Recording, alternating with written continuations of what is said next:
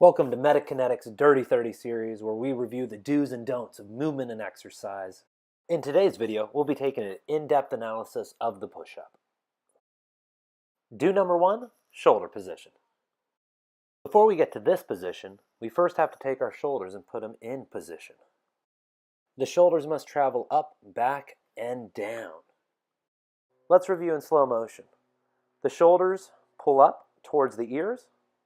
Once completed, the scapulas or shoulder blades will pinch back towards one another, and finally they will go back and down, setting the shoulder joints in a firm position safely inside the shoulder girdle. Do number 2, activating your glutes and posterior chain.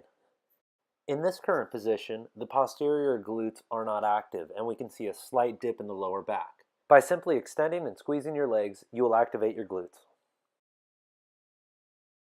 Now that the shoulders are in place and the glutes are set, we are ready to descend in our push-up. Do number 3, shift your weight forward. As minor and simple as this small motion forward may look, this motion will allow even displacement of stress throughout the entire upper torso for the push-up.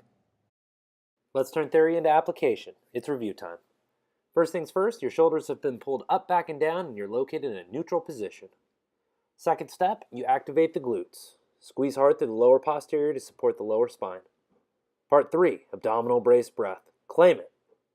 The midline is active. The weight shifts forward, and you descend into your push-up. Big extension out of the bottom, and lockout is found.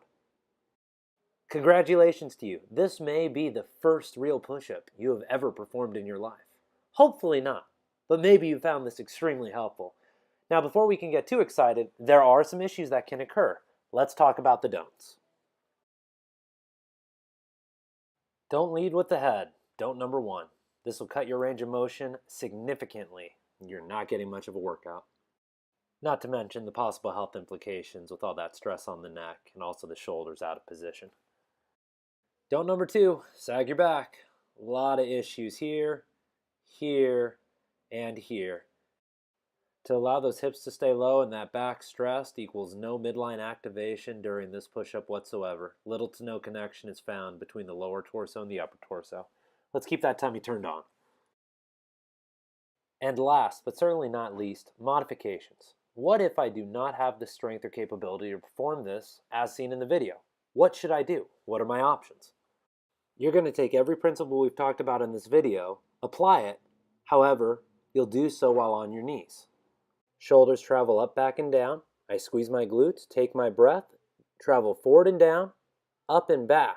However, when you pick up your knees, your back will be slightly sagged. In order to correct this, take the hips up and back into a down dog to flatten out the spine once again. Once the spine is in a neutral position, drop the knees and repeat.